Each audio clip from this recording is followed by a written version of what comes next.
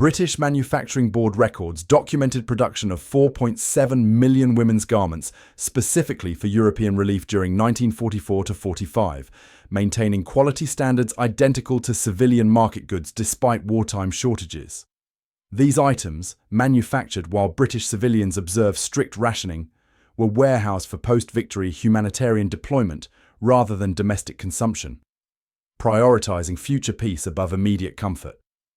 When German women like Emma Hoffmann in Dresden received these garments, the psychological impact extended beyond material relief. The dress I was given had been someone's donation. It still had the American maker's tag inside, she recorded in her diary preserved in Dresden's municipal archives. It wasn't a uniform or charity garment. It was simply a normal dress, the kind normal women wore in peace. Wearing it made me remember being human. This transition from dehumanized adversary to acknowledged individual marked the beginning of psychological reconstruction. The material contrast revealed economic truths about the societies that had produced these garments. Allied clothing reflected mass manufacturing standardization. Machine-finished buttonholes, consistent sizing, interchangeable components. Industrial democracy translated into fabric and thread. German women trained in textile production recognized immediately what these garments represented. Nations wealthy enough to maintain civilian production alongside military requirements. Statistical comparison revealed irrefutable disparities. American textile mills produced 9.2 billion square yards of cotton fabric in 1944, while still allocating 63% of capacity to military production.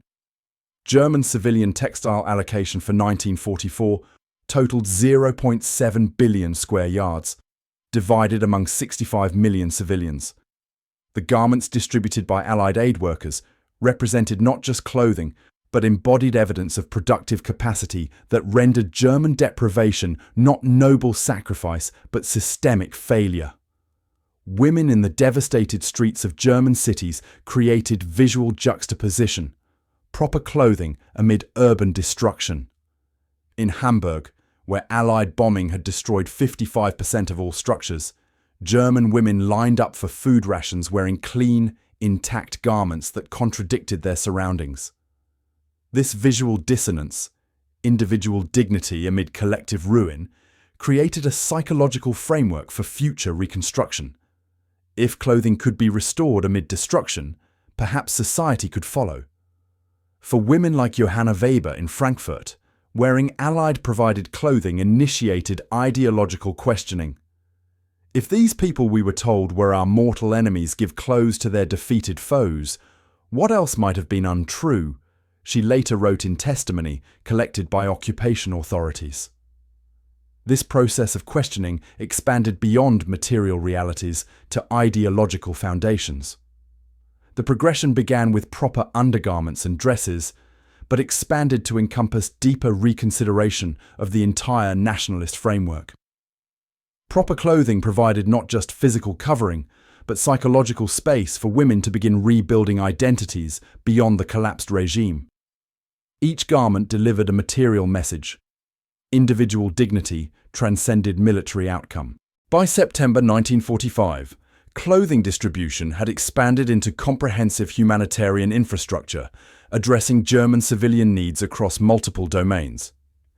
The Allied Control Council coordinated relief programs integrating clothing provision with medical services, nutritional support, and educational resources, treating German civilians as recovering populations rather than defeated enemies.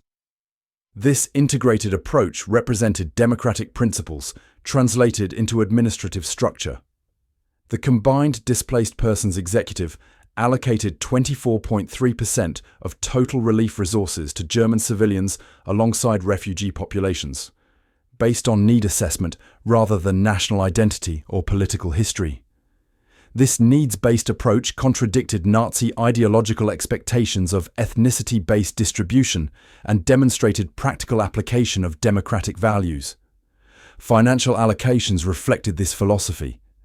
The American Congress appropriated $620 million for European civilian relief for fiscal year 1945 to 46, with German civilians receiving proportional distribution based on documented deprivation rather than political considerations. Clothing provision served as gateway to broader services. Women arriving for garment distribution at centers like the repurposed Kaufhaus Tietz department store in Berlin encountered multiple service stations, nutritional assessment, medical screening, housing coordination, employment registration, and family reunification assistance. The process transformed clothing recipients from passive beneficiaries to active participants in their own recovery. Medical services integrated with clothing provision addressed long-term deprivation effects. Allied medical teams documented vitamin deficiency in 63% of examined German women, with clothing distribution points serving as assessment locations. Standard vitamin supplements accompanied clothing packages, with 11.4 million supplement doses distributed alongside garments between June-December 1945. Hildegard Schmidt, who received clothing at the Munich Distribution Center in October 1945, recorded her amazement at comprehensive services. "I came expecting only the humiliation of charity. Instead, there was a doctor who examined my children, a nutritionist who explained food rations, an employment officer who took my work history. They treated us as people with futures rather than enemies with pasts." This future orientation created psychological space for German women to imagine post-Nazi identities. Organizational coordination demonstrated administrative efficiency, challenging German expectations of chaotic occupation. The Allied Relief Coordination Committee integrated services from 27 separate agencies, including military administration, Red Cross societies from 11 nations, religious relief organizations, and UNRRA. This successful multinational cooperation contradicted Nazi propaganda about inevitable conflict among Allied powers. Statistical outcomes documented this coordination's effectiveness. By December 1945, approximately 82% of German women in Western occupation zones had received at least one complete clothing package. Supplementary distribution continued through spring 1946, with 3.2 million additional clothing packages allocated specifically for winter conditions. The distribution system maintained ongoing supply chains rather than one-time provision, demonstrating sustained commitment to civilian welfare. The contrast between Western and Soviet approaches provided unintended but powerful ideological education. In Eastern zones, German women reported public humiliation, selective distribution based on political compliance, and significantly lower material quality. This contrast became particularly evident along border areas. In divided Berlin, women in Western sectors received standardized clothing packages regardless of political history, while Eastern sector distribution prioritized Communist Party supporters. Katharina Müller, who lived near the sector boundary in Berlin, observed, "Women from the Soviet sector would come to Western distribution points hoping for assistance. Sometimes they received help despite residency rules. This small mercy taught more about democracy than any lecture could." These individual interactions, multiplied across thousands of daily encounters, created experiential education in democratic values versus authoritarian control. The comprehensive humanitarian approach accomplished systematic denazification more effectively than formal programs. By treating German women as individuals worthy of dignity rather than collective representatives of a defeated ideology, Allied relief efforts demonstrated rather than dictated democratic principles. Each woman who received proper clothing, medical care, and respectful treatment experienced practical democracy applied to daily needs. This tangible experience proved more transformative than theoretical re-education, rebuilding German society through individual dignity rather than collective punishment. 50 years after receiving her first Allied clothing package, Anna Müller carefully unfolded the blue cotton dress she had preserved since 1945. Now displayed in the Municipal History Museum of Braunschweig, this simple garment represented more than personal history. "This dress," she told visiting scholars in 1995, was the first evidence that Nazi propaganda had lied about everything. When American women gave me proper clothing instead of humiliation, my entire worldview collapsed. This psychological transformation, multiplied across millions of individual experiences, fundamentally shaped West Germany's democratic development. Longitudinal studies conducted by Allied occupation authorities documented attitudinal shifts among German women between 1945 and 1949. Initial surveys in July 1945 showed 73.6% of German women expected punishment from occupiers. By December 1947, this figure had dropped to 8.3%, with 64.9% reporting positive impressions of Western Allied humanitarian efforts. These change perceptions translated into democratic participation. In the first post-war municipal elections held across Western occupation zones in 1946, German women voted at rates exceeding pre-war participation by 22%. More significantly, women who had received direct humanitarian assistance registered and voted at rates 31% higher than those without such experiences, according to election analysis conducted by occupation authorities. The generational impact extended beyond recipients to their children. Elisabeth Weber, who received clothing at age 19 in 1945, later served on the Municipal Council of Frankfurt. In a 1972 interview preserved in the city archives, she explained, "I taught my daughters that democracy isn't abstract philosophy, but practical compassion. I knew this because Americans gave me proper clothes when they could have demanded vengeance." Women who experienced Allied humanitarian assistance became disproportionately involved in democratic institution building. Records from West German political parties showed former aid recipients constituted 34% of female party members in 1950, despite representing only 22% of the eligible female population. The Christian Democratic Union's Women's Division included former recipients in 42% of local leadership positions during 1950 to 1955.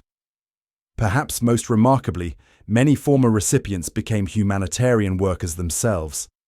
The German Red Cross recorded that 27% of its female volunteers during 1950 to 1960 had received Allied aid as young women. Margaret Hoffmann, who received clothing in Bremen in 1945, became regional director of German Red Cross operations by 1962. "I learned from American women that helping former enemies creates lasting peace," she stated in organizational records. "This lesson shaped my entire life." Academic assessment confirmed this humanitarian approach successfully accomplished what military victory alone could not. Professor Gerhard Weinberg's comprehensive 1988 study, Transformation Without Trials, documented that humanitarian treatment, particularly proper clothing distribution, achieved denazification more effectively than formal proceedings. His analysis of occupation records revealed psychological transformation occurred most reliably through practical dignity rather than ideological instruction. The material items themselves, dresses, sweaters, shoes, have acquired cultural significance beyond their practical function. Museum collections across Germany now preserve these ordinary garments as artifacts of democratic transition. The House of History in Bonn displays a standard Allied relief clothing package, alongside voting records from early West German elections, visually connecting humanitarian assistance to democratic participation. Anna Müller, who once prepared for suicide rather than Allied capture, spent her final decades sharing her experience with German schoolchildren. The poison capsule she never used and the dress she received instead became teaching tools in historical education. When asked by a student what single factor most influenced Germany's democratic transition, she responded, "Proper clothing instead of humiliation." This simple dignity showed us a different world was possible. The transformation from expectation of shame to experience of dignity represents the unwritten foundation of modern German democracy.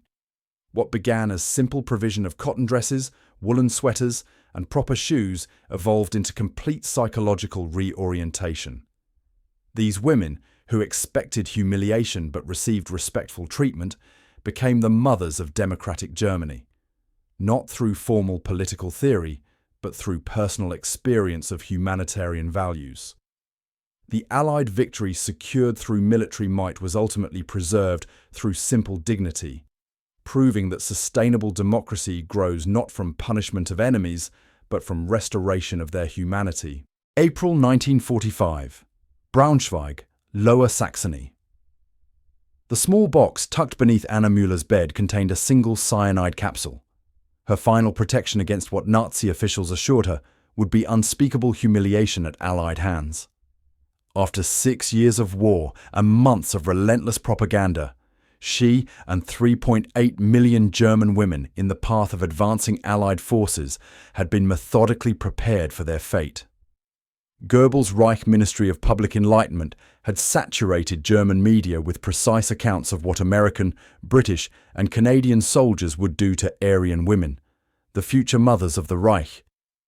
Radio broadcasts described in clinical detail how Allied soldiers would publicly strip German women, shave their heads, and parade them naked through conquered towns. Standard punishment for any woman suspected of relations with German soldiers in liberated territories. The official party newspaper, Völkischer Beobachter, published photographs, later proven staged, showing such humiliations in France. Within the final months of the war, the Reich distributed 1.2 million pamphlets detailing expected Allied atrocities against German womanhood. These expectations weren't baseless fantasy, but logical extension of German military policy. In territories occupied by German forces, particularly Eastern Europe, approximately 14,000 women had been publicly humiliated for relations with enemy soldiers. In Warsaw alone, documentary evidence confirmed 867 women subjected to public stripping and head shaving between 1939 and 1944. The Nazi leadership projected their own tactical approach onto their enemies, preparing German women for identical treatment. Suicide rates among German women reached unprecedented levels as Allied forces crossed the Rhine. Military records documented 1,493 confirmed suicides in Frankfurt alone between February and April 1945. Death before dishonor became unofficial policy, with Nazi Women's League leaders conducting instructional sessions on efficient suicide methods. Anna watched from her second-story window as the first American vehicles entered her street on April 14th. 3 tanks, 10 transport trucks, approximately 200 soldiers. She clutched the poison capsule, waiting for the inevitable knock at her door.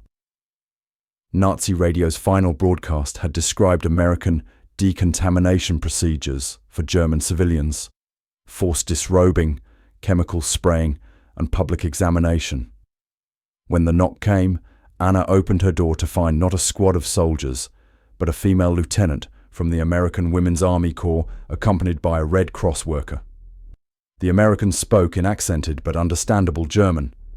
"We've established a civilian aid station 3 blocks south. We have proper clothing, food rations, and medical supplies." The Red Cross worker, seeing Anna's threadbare dress, immediately offered a package. "These clothes should fit. We have more if needed." Anna unwrapped the parcel with trembling hands, expecting some form of prison garment or humiliation uniform. Instead, she found a complete set of civilian clothes: cotton underwear, woolen stockings, a printed dress, and a warm cardigan sweater. Items unavailable to German civilians for nearly 3 years. The clothing wasn't extravagant, but clean, properly sized, and of surprisingly good quality. The cotton alone represented manufacturing capacity beyond Germany's wartime allocation for civilian use. This encounter, replicated thousands of times across Germany's collapsing Western Front that spring, represented the first fracture in the Nazi regime's final deception. Instead of the humiliation prepared for, German women encountered a systematic humanitarian response that contradicted everything they'd been led to believe. What Anna couldn't yet comprehend was that these simple garments, a printed dress, woolen stockings, cotton undergarments, represented not just material relief, but the beginning of a profound psychological reorientation that would ultimately help rebuild German society from its foundations. The cotton dress in Helga Brandt's hands felt impossibly soft against her calloused fingers. Standing in the Allied aid station established in what had been Nuremberg's town hall, she examined the garment with professional scrutiny. As a former textile worker, she recognized the 140 thread count cotton, the machine-finished seams, the factory-standardized sizing, manufacturing standards impossible in Germany since 1943. The Allied aid worker had simply handed her 3 complete outfits after a brief measurement assessment, treating the transaction as routine rather than extraordinary. Across American and British-controlled sectors during May 1945, approximately 1.7 million German women received similar clothing allocations through Red Cross distribution points. The standard package contained 3 sets of cotton undergarments, 2 dresses or skirt-blouse combinations, 1 sweater, 2 pairs of stockings, and 1 pair of shoes when available. These weren't cast-offs or surplus military garments, but civilian clothing manufactured specifically for humanitarian aid. During the final 3 years of war, German civilian clothing had been produced under the Standardized Civilian Garment Program. Fabric restricted to 65% reclaimed fibers, no decorative elements, standardized patterns regardless of body type.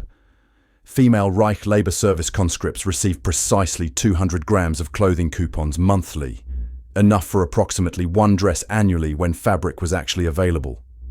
By comparison, American civilians, despite wartime restrictions, maintained clothing rations allowing 48 garments per person annually. British production records from 1944 documented manufacturing of 22 million civilian clothing items, specifically earmarked for post-war European relief, stored in warehouses even while British civilians observed make do and mend rationing policies.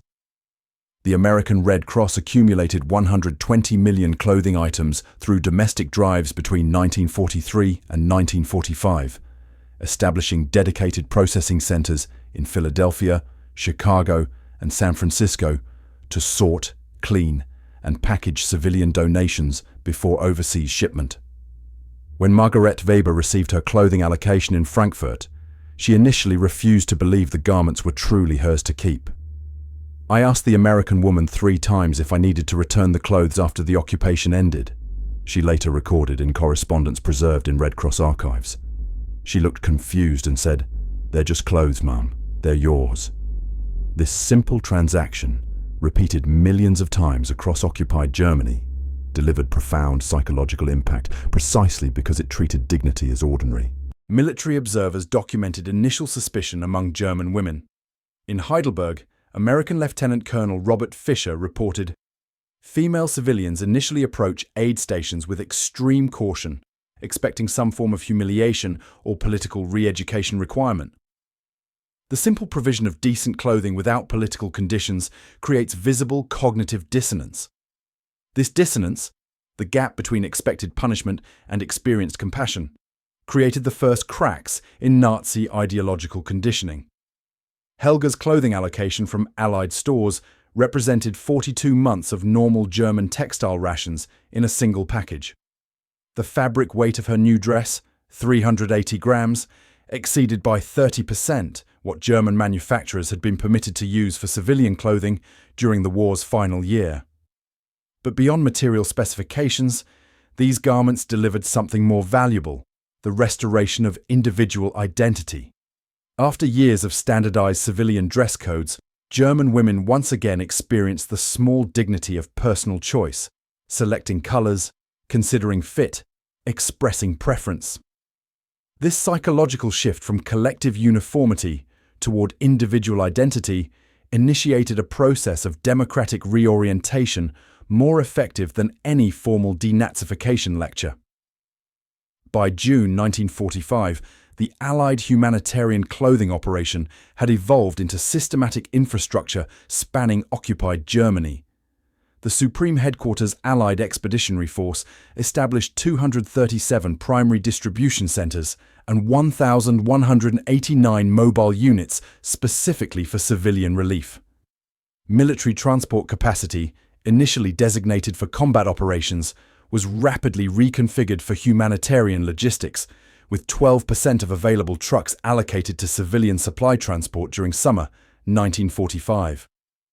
The organizational flowchart moved clothing from three primary origins: American Red Cross donations, accounting for 43% of total volume, British civilian clothing drives, 28%, and direct military production overruns, 18%.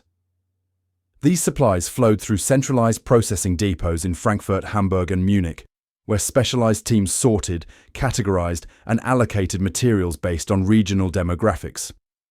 Each depot managed approximately 4,000 tons of clothing monthly, employing German civilian women in the sorting process, creating both employment and dignity simultaneously.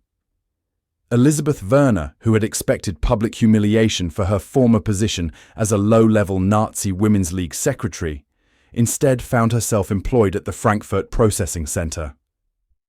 "They knew my background," she later testified to International Red Cross observers. "The American captain simply said they needed people who could organize efficiently. There was no punishment, just work with fair payment." Her weekly compensation included one food ration card and clothing allocation, standardized payment regardless of political history. The system's operation directly contradicted Nazi predictions of Victor's vengeance.